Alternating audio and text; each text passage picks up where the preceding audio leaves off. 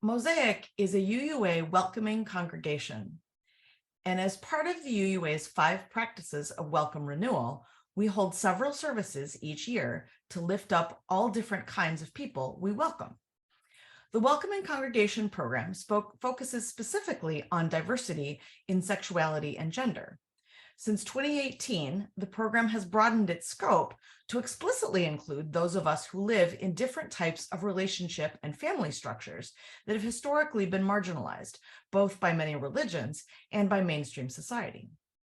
As a polyamorous person, I was very pleased to be seen by the UUA.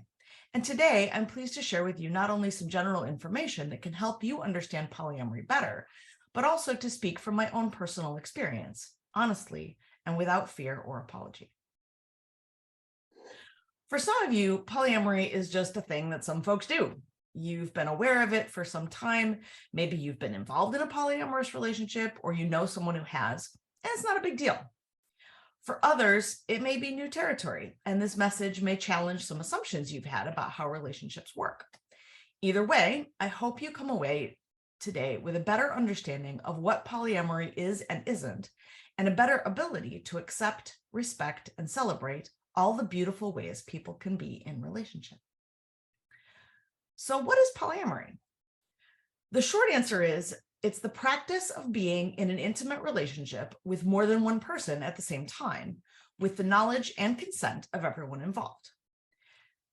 That is a very simple sentence that reflects an enormously complicated and expansively diverse world of possibilities. For that reason, a lot of what I talk about today will be my own personal story. I can't hope to enumerate or describe all the ways it can work, but I can tell you about one way, and you can extrapolate from there. Because polyamory and alternative relationship practices have some important connections to the LGBTQIA+ spectrum of sexuality and gender, I want to start by talking about it in similar terms. One very reasonable question you might have about polyamory, just as with other aspects of gender and sexuality, is this an orientation or a lifestyle choice? And my answer is it's both. I believe it is an orientation in the sense that my capacity and desire to love more than one person in an intimate way is not something I consciously chose. I did not elect to remain in love with one person when I fell in love with another one. It just happened. And indeed, I think it happens to a lot of people. And because it is so fiercely condemned by mainstream society, we end up in a world where people end up cheating. That is to say, having intimate relationships with people other than their primary partner without everyone's consent, and much pain and suffering results. I do not believe most people make a conscious choice to cause terrible and lasting harm to a person they love, but it happens all the time. And so in that sense, I believe that polyamory is an orientation. I equally believe that some people have a monogamous orientation. Once they find the right person, they never have the slightest desire to be with anyone else and find it foreign or even abhorrent to imagine such a thing. But polyamory, like monogamy, is also a lifestyle choice. You can fall in love and desire to be in relationship with more than one person, and you can choose not to act on that desire. You can choose to be faithfully monogamous throughout your life, regardless of what impulses your heart may have. Regardless of your natural orientation, it is a choice to be in any relationship. In this sense, polyamory might be compared to a gay person getting married to someone of the opposite sex and having children. This would be a lifestyle choice, and it would not change their orientation. You can be polyamorous and be in any number of relationships from 0 to a dozen or more without that fact affecting your polyamorous orientation. A monogamous person could even be part of a polyamorous relationship. That monogamous person could be in one relationship while their partner was in more than one. And so it's both an orientation and a lifestyle choice. This brings us to another semantic point. There are polyamorous people and there are polyamorous relationships. A polyamorous person is someone whose orientation is polyamorous. They have the capacity and possibly the desire to be in more than one intimate relationship at a time. A monogamous person is someone whose orientation is monogamous. They do not have the capacity or desire to be in more than one relationship intimate relationship at a time. Polyamorous relationships are relationships that involve more than two people with the express knowledge and consent of everyone involved. This is important, particularly in the realm of morality and ethics. Having an affair or cheating on your spouse or significant other is absolutely not polyamory and should never be mistaken for such. Trust, love, and mutual respect are critical hallmarks of any relationship. Lying or keeping secrets from a relationship partner would violate the covenant of your relationship, no matter the context or the details. I think mainstream society gets this wrong. While monogamy is held up as the morally correct way to conduct relationships, in fact, non-monogamy in various forms was prevalent and accepted across many cultures until quite recently. Indeed, the authors of the Bible apparently felt that non-monogamy was both widespread enough and problematic enough to devote not one, but two commandments to its prohibition. Not that this has slowed anyone down. The Mormons and other practitioners of Abrahamic faiths assert that adultery is extramarital sex. So if you just marry all of them, it's not a problem. While most Americans, you ask, will say that cheating is always wrong, those who have done it will claim that their personal choice was justified. So somewhere along the line, the rules in the book went out of sync with the reality on the ground. So how and why did mainstream society come to this idea that monogamy was right and polyamory was wrong? Nobody seems to know for sure, but there are a few possible explanations. One is that one or more epidemics of sexually transmitted infections caused a social stigma to develop around promiscuity. Another has to do with the increasing importance of keeping wealth in families, which works better when there are fewer people in the line of succession. A third theory considers that because males can and want to mate as frequently as possible and might thus be motivated to kill an infant in order to induce a new mother to mate again, fathers began bonding to mothers to protect their offspring from murderously horny interlopers. One theory I personally hold is that monogamy has become a bigger deal as non-monogamy has become more available to women. When men can have as many wives as they want, but women are beholden to one man, that sits pretty well with the power structure that is mostly being created by men. But the idea of a woman being able to have more than one partner is a threat to that power. Additionally, if women can have more than one partner, it becomes problematic to prove paternity, which then potentially increases the number of fatherless babies that the state has to support. And that takes money out of the pockets of the wealthy and powerful. So easy enough for the people with all the power to make sure the message from the state and the church is one and only one partner, one man and one woman, and whatever other messages serve to ensure that men pay for their children and women stay in their place. Regardless of the reasons, monogamy is the societal norm, and polyamorous people have been one of the last invitees to the inclusion party. And like in the video where the guy said polyamory is like the new gay.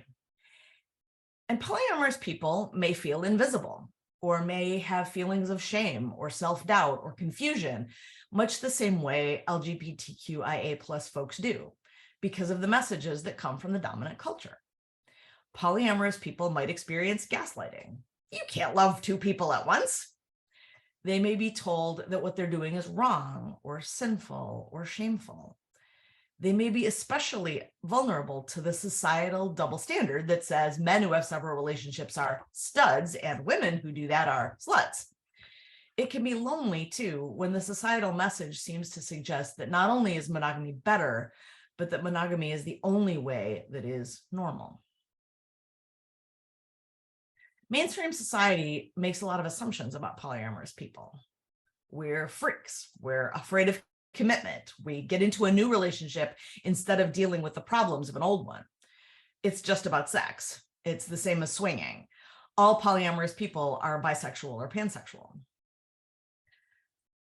And while any given polyamorous person might, at some point in their life, be afraid of commitment, go to a new relationship to avoid the problems of an old one, be focused on sex more than on love, or try swinging, and some certainly are bi or pansexual, Many of those assumptions could also apply to a given monogamous person.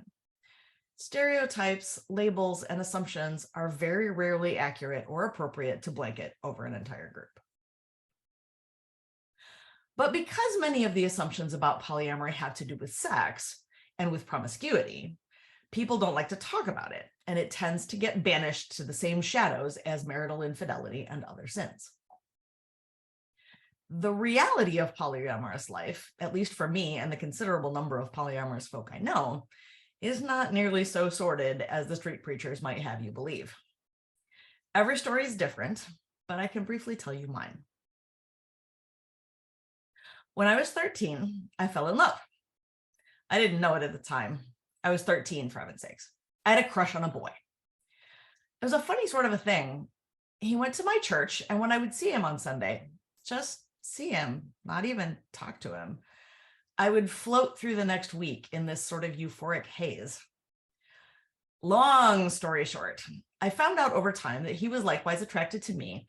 And after many complicated years of liking, loving, hating, and missing each other as we careened through our respective lives, a day came when I could not keep pretending I wasn't in love with him. When that day finally came, I had been married to my first husband for about 5 years. And he knew all along, even as I had fought it tooth and nail. On that day, my husband asked me what I wanted for my birthday. And without hesitation, I replied, I want to spend a whole weekend with Richard and not apologize to anyone for it. It was the first time I had ever done that. And at that point, Richard and I had been in this bizarre dance for almost 25 years. In 2023, we will have been in this bizarre dance for 40 years.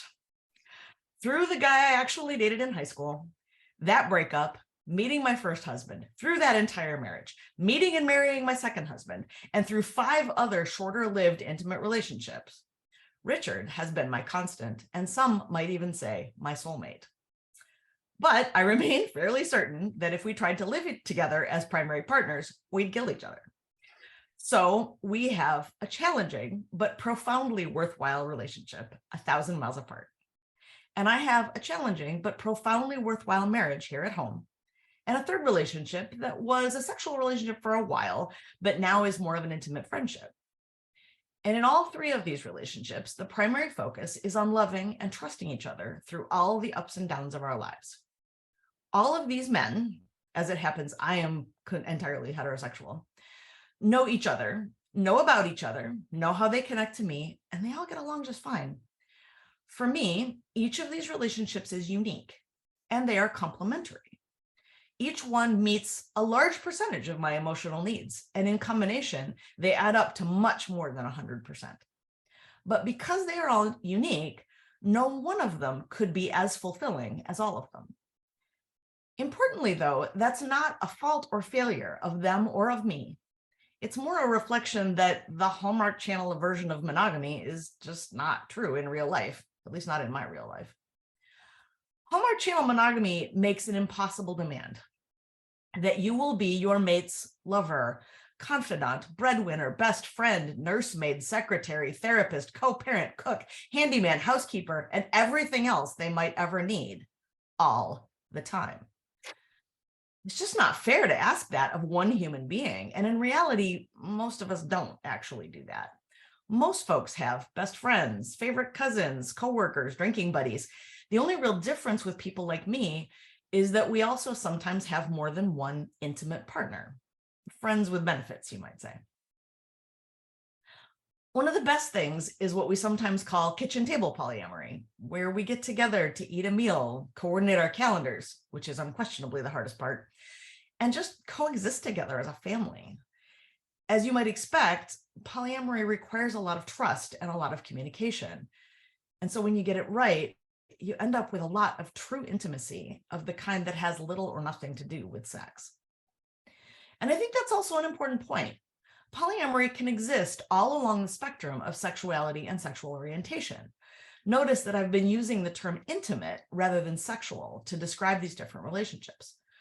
While I can't speak for every polyamorous person, indeed, I can't speak for any of them except myself, I think most would say that they feel differently toward their sweeties than they do toward their other friends, but that the difference doesn't always or necessarily have anything to do with sex. A poly person could be in one or more relationships that include a lot of sex, some sex, a little sex, or no sex at all. A person could be asexual and polyamorous, for example, if they were in more than one relationship that they considered intimate or romantic. Everybody is unique, and each person will express love and engage in relationships in their own unique way. For myself and my little circle of friends, sometimes I use the phrase relationship with a capital R to distinguish between my friend or family relationships and the more intimate ones. I wrote an article on Medium that got quite a bit of traction a few years ago called Poly Principles. I listed, funnily enough, 7 principles that I feel are essential to the successful practice of polyamory. Some of them I've already mentioned this morning, that it's an orientation and a lifestyle choice, that it depends on trust, that no one person can be your everything. I do want to mention a couple of the others before I wrap this up. My first principle on my list was simply this: love is infinite. There's plenty to go around. You don't have to shut off the love faucet to one person in order to turn it on for another one. We know this about our friends, family, kids. We don't only love one of those at a time, but somehow we have this odd notion that intimate relationships are different. And sure, I think most of us feel a qualitative difference between how we feel about an intimate partner and how we feel about a family member or a friend. But it's more like a different breed than a different species. And in any case, it's not like you have to worry about running out. Quite the opposite. It's often the case that the more love you give away, the more you tend to have. My second principle, somewhat related to the first, is that it's a continuum, not a switch. Feelings of intimacy do not somehow turn on with a first kiss or off with a breakup. Kisses and breakups are symptoms.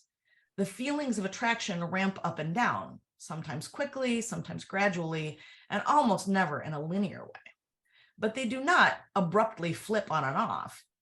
And part of what makes relationships interesting is how the quality of love and attraction changes over time.